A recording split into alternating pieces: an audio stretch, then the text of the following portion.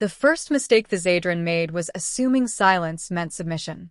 When their Blackshard troop carriers descended over Erebus 9, blanketing the sky like a swarm of angry beetles, there was no resistance. No military mobilization, no planetary shields, not even a recorded protest.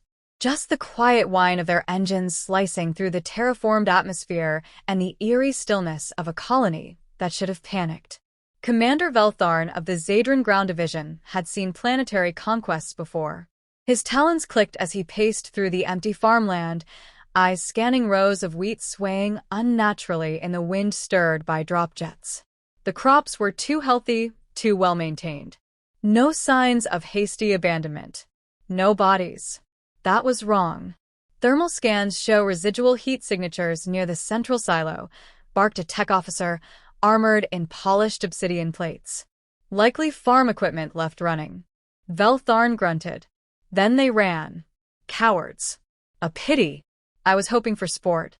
Erebus 9 had no military garrison, just a few defense drones and local militia, barely enough to swat an insect, let alone repel an empire.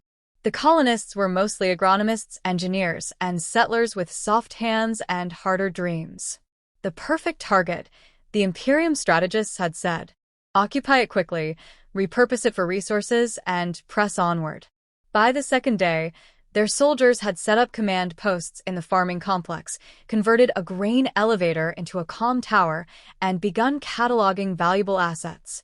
They found livestock, advanced irrigation systems, sophisticated autonomous tractors, but no colonists. Not alive anyway. 1 or 2 corpses had been discovered near blast sites. Stray casualties from the orbital strike, they assumed. On the third night, the first squad disappeared. Alpha Unit had been assigned to sweep a dense patch of forest that bordered the northern fields, tracking faint signs of movement. Comms cut out 2 hours in. Drones sent to follow their trail stopped transmitting 10 minutes after. A recovery team found the squad's armor, scorched, pitted with makeshift shrapnel, and arranged in a neat circle. Their bodies were never recovered. Veltharn called it an anomaly. He doubled patrols. Ordered flame units to raise the trees. They burned for 3 hours straight, trees exploding, embers scattering like fireflies. The next morning, graffiti had appeared on the side of their newly constructed barracks. This was our home. Painted in a human hand. Still wet. The Imperium brought more troops. They began installing behavior regulators on their own soldiers to keep morale from slipping. The forests whispered, they said. Movement flickered at the edge of vision. One soldier opened fire on a scarecrow. Another refused to sleep, claimed he'd seen eyes in the corn that blinked sideways. Another patrol vanished. This time, they were found but not whole. Limbs arranged into warning symbols copied from old Terran war manuals. Severed comms still broadcasting a looped message, a child's voice counting down from 10, then laughter. They'd taken the colony. On paper. But the colony hadn't finished with them. 2 weeks into occupation, an ambush wiped out a mobile command station. The attackers used plasma cutters and jury-rigged mining gear. Explosives built from fertilizer, directed by terrain familiarity and brutal improvisation. No formal weapons. Just tools turned into instruments of war. The Zadran command tried to adapt. Drones, perimeter sensors, psychological sweeps. They interrogated capture humans, but found them either dead-eyed or smiling. One captive tore out his own eye and laughed as he bled to death. You shouldn't have come here, he whispered before going still. Veltharn convened with his officers, a growing knot of doubt crawling beneath his armored carapace. We are the apex of the galaxy's most brutal evolution, he snapped. We do not fear farmers. Captain Yalin, younger and less sure, met his gaze. Then perhaps we should have learned how they farmed, with patience and fire.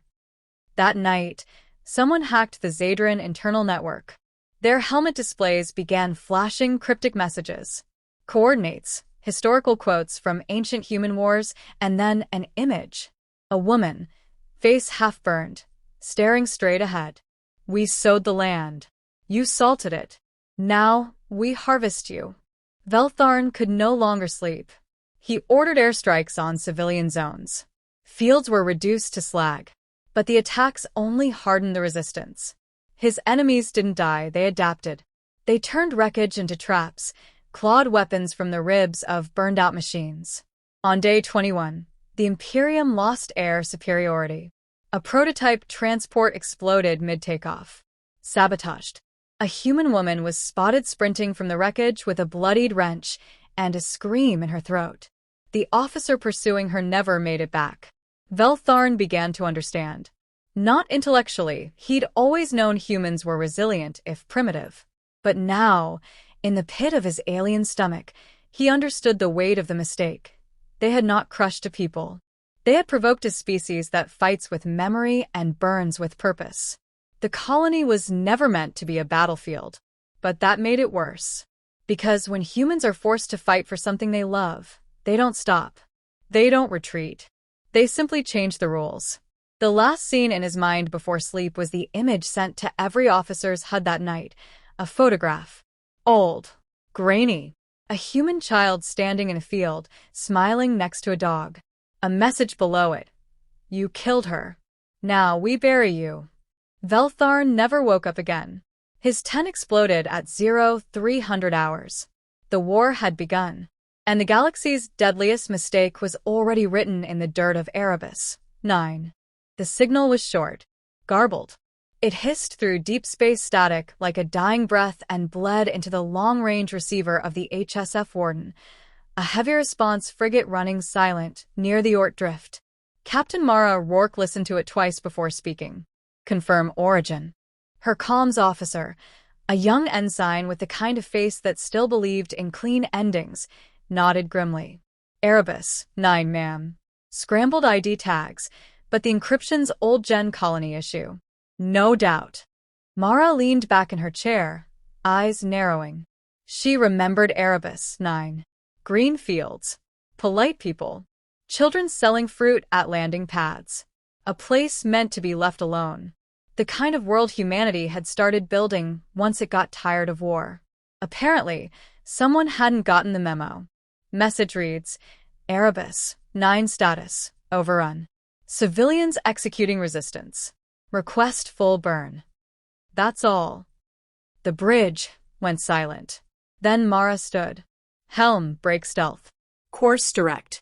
Weapon systems live. Notify Central Command that Warden is acting under Article 7. The ensign swallowed. Article 7, ma'am? That's retaliatory justice. Mara met his eyes. We're not here to rescue. We're here to remind them why they stopped trying. It took 17 hours to reach orbit. The Warden didn't announce itself. It didn't negotiate. It didn't broadcast demands or warnings. It simply began to dissect the Zadran presence from the sky with surgical fury. Kinetic rods, dropped from high altitude, punched through command stations without a sound. Their mass converted to pure ruin on impact. Artillery towers imploded like toys. Dropships were hit mid-descent, spinning and burning through treetops like dying comets. The Warden's AI, Halcyon, handled targeting. It prioritized guerrilla coordinates, deliberately avoiding known resistance clusters, supporting the humans on the ground without ever showing its hand. Below, in the ruins and shadowed wilds, the colonists rose.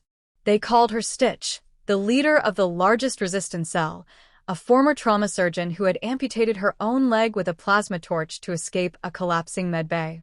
She moved fast now, even on her prosthetic, faster than fear, sharper than the scalpels she once used to save lives. The night the Warden arrived, Stitch led a strike on a Zadran fuel depot.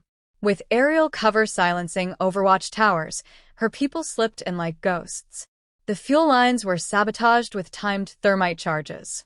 A convoy of Zadran reinforcements rolled into the trap minutes later. It wasn't a battle. It was a lesson. By morning, black smoke curled into the air, and the Zadran began to dig trenches, defensive positions against enemies that moved without warning and struck without mercy. Mara Rourke walked among the craters 3 days after the assault began. Clad in adaptive armor, helm off, face drawn but burning with purpose, she greeted the resistance fighters not as a savior, but as an equal. "Who's leading this mess?" she asked, nodding to a camouflaged perimeter line built entirely from scavenged starship parts and farming equipment. Stitch stepped forward. "We all are. But I suppose I'm the loudest." The two women looked each other over. Neither blinked. Both had lost too much to pretend this was anything but personal. "Your request," Mara said, "was for a full burn." Stitch nodded. "We're past saving. But they shouldn't leave breathing." "You'll get your fire," Mara promised. She wasn't lying. Under Halcyon's tactical mapping, the resistance cells began receiving coordinated drops: ammunition, food, medical gear, schematics for improvised weapons. Drones with auto-repair capabilities flitted between ruined rooftops, delivering payloads with eerie precision.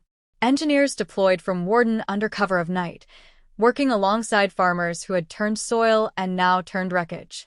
One former irrigation technician devised a magnetic trap that disabled Zadran hovercraft mid-flight. A 12-year-old boy reverse-engineered a plasma cutter into a sniper rifle. The line between soldier and civilian blurred into extinction. Zadran attempts to regroup failed. Their command network crumbled under cyber assaults, laced with human creativity and emotional spite. One virus delivered through a commandeered Zadran probe played Terran lullabies on a loop while feeding false positions to their units. They walked into ambushes with nursery rhymes echoing in their ears. The Zadran began to fear the forests again. But now they feared the skies, too. Then came the Warden's ace, a saturation burst strike over the western plains, where the last major Zadran stronghold stood. Instead of high-yield warheads, it delivered hundreds of tungsten rods tipped with concussive wave generators. No mass casualties. Just utter, humiliating disarmament. Vehicles were flipped like toys. Ammo dumps were flattened. Generals were buried alive in reinforced bunkers without a single drop of blood spilled. Mara had made her point, and the message was simple. Humanity didn't need numbers. It needed motive. It didn't seek war, but once awakened, it wouldn't fight cleanly. It would fight like the universe had never seen. Not with honor, but with purpose. On the 7th day, the Zadran fleet in orbit fled without orders. What remained of their ground force scattered. They called it a tactical withdrawal. Mara called it mercy. In the bunker-turned hospital under the wreckage of Erebus City Hall, Stitch changed her bandages and listened to the silence. "They're gone," a fighter reported. "No pings on long-range radar. Clean." She nodded, tired. "Then the war's over." Mara entered behind him. "No. The battle's over. Now we build something meaner." The two women stood in the dim light, surrounded by wounded and hopeful and hardened eyes. "What now?" Stitch asked. Mara looked at the scorched map on the wall. "Now we make sure the next ones don't forget who they're dealing with."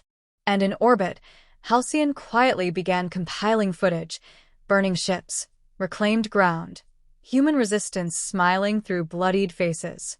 A transmission prepared, a warning for the stars. But not yet.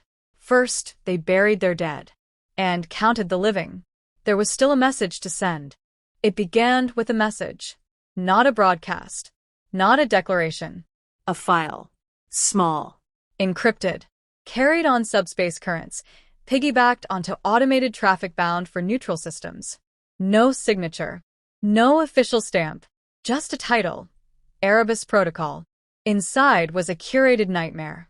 Helmet footage from Zadran officers in their final moments. Streams of panic, choked breathing, grainy night vision of human shapes moving like phantoms between trees. Audio overlays of resistance fighters calmly reading agricultural poetry before pulling triggers. A still image of Stitch standing on a burned-out tank, holding a blood-stained medkit in one hand and a plasma torch in the other.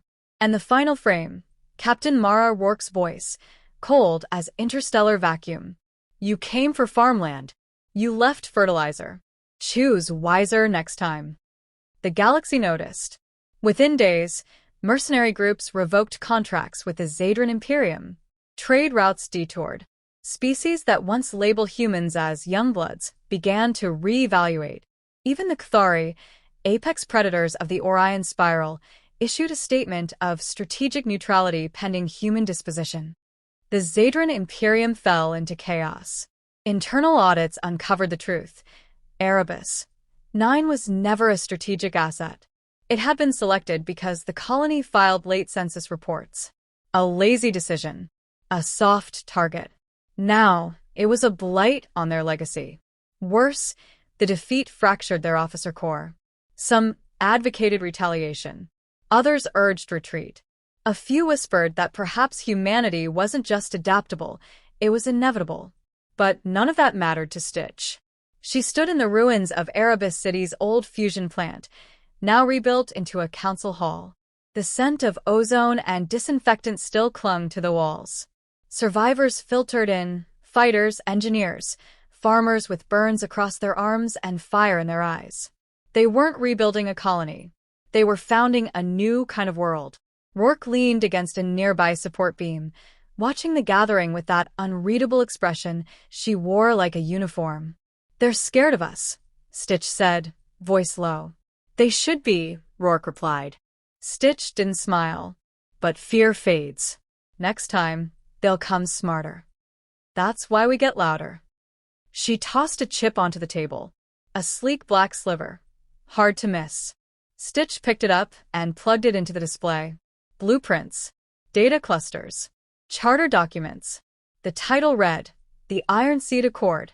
Mara's voice was quiet. "We make Erebus 9 the first Iron Seed world. Not just a symbol, but a stronghold. A signal. Colonies that bleed together won't break alone again."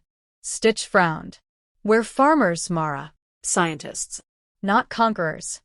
"No," Rourke said. "We're reminders of what happens when the galaxy forgets who we are." Outside, young volunteers laid fusion wire across shattered soil, turning blast craters into power grids. Drones harvested the fields again, this time with mounted repeaters for defense. Halcyon, now integrated with the colony's infrastructure, spoke only when asked, but watched everything. Security wasn't paranoia anymore. It was policy. On the fourth night of peace, a ship arrived. It didn't carry guns. It carried questions. An emissary from the Solari Collective, neutral, curious, famously aloof. Their robes shimmered like shifting water as they stepped onto the ash-slicked landing pad. The Collective had observed the Erebus conflict from a distance, unsure whether it was madness or miracle. They came seeking understanding. "What is it," the Solari asked, "that drives your kind to such extremes? Why mutilate order for the sake of vengeance?" Rourke didn't answer immediately. She led the emissary to the memorial wall.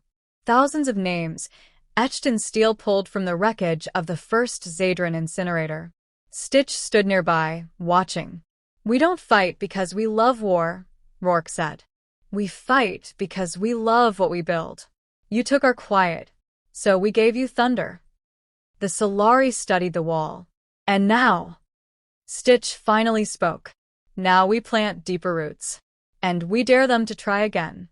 Halcyon activated, displaying global defense grids, shipbuilding schedules, agricultural exports reallocated to fuel human-controlled trade. From Erebus 9, a quiet empire was forming, not of dominance, but of defiance. The Solari left in silence. But they sent their own version of the Erebus Protocol to every major system. Not as a warning, as a record. On the first anniversary of liberation, the colony hosted its first open market. Species that once wouldn't share a corridor with humans now bartered side by side. Drones patrolled, but no weapons were visible. Peace, yes, but not naive. Rourke and Stitch stood at the edge of the field, watching children play in the same soil where blood had dried a year before. "Do you think this holds?" Stitch asked. "No," Rourke said. "But it doesn't have to. It just needs to hurt enough when it breaks." Stitch nodded. "Still planting crops, though." Rourke looked out over the horizon. "Still ready to burn them, if we must." The message had been received. Erebus 9 was not a fluke. It was the blueprint. And somewhere, out in the stars, another empire hesitated, wondering if that human colony they'd marked for annexation might fight back with buried fire and broken tools. Wondering if it was worth the risk. Because now the galaxy knew. Attacking a human colony wasn't a strategic decision. It was the galaxy's deadliest mistake. And humans never forgot the first rule of survival. Make damn sure they regret ever touching home.